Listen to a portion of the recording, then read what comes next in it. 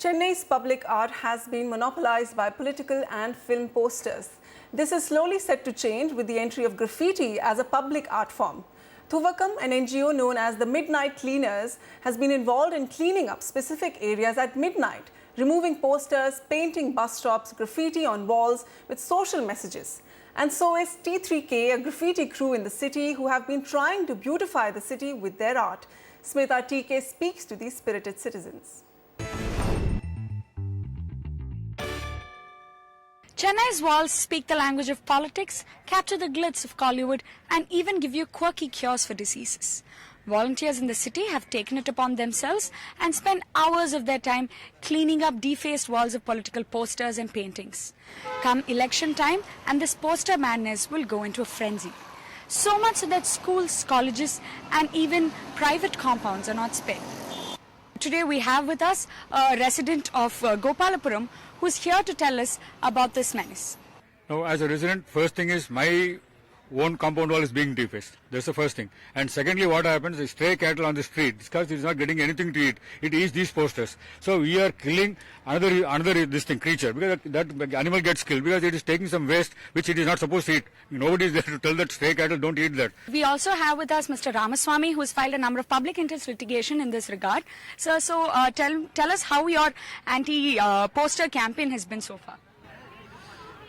I'm really very happy to see that NDTV has taken a major job in see a clean city. I'm very happy with the NGOs. They do well. I came to know that some time back in the night time on Mylapore Bridge somewhere, they have been attacked by them while they're painting it. These things are all there. Unless those who claim as leaders of the country must obey the law. We have with us Mr. Raj Cherubal, who works closely with the Chennai Corporation. Sir, what is it that is causing a lag in implementation of this sort from the side of the local body? Obviously, like others was talking about, there has to be strengthening of implementation. So, for example, if somebody sticks a poster, there has to be a very simple process by which you call the person, find them, and make sure it's expensive for them to put posters, deface the wall.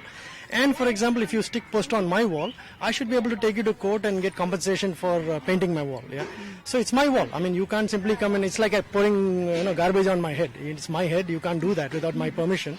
While political figures still dominate the city's street art, which goes back to graffiti, seems to be taking over.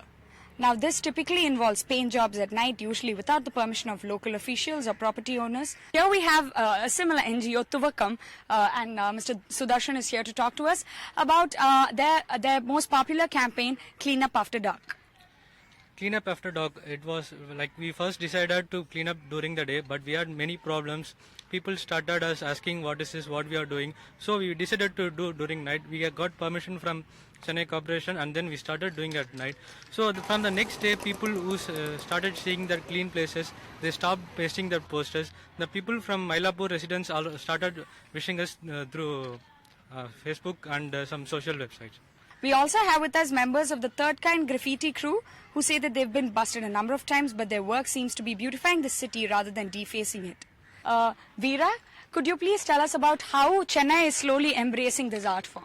I don't think Chennai has embraced this art form fully, but people are slowly accepting the art form because it's like refreshing to the eyes. Movie actors, political leaders, mythological symbols, gods, goddesses, everyone's made their appearance on Chennai's walls.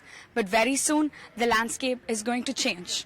Serene hills, silent lakes, juxtaposed with the chaos of Mylapore traffic and street vendors of T Nagar will give Chennai's walls the much-needed facelift. In Chennai, with camera person Ravi, Smitha TK for NDTV.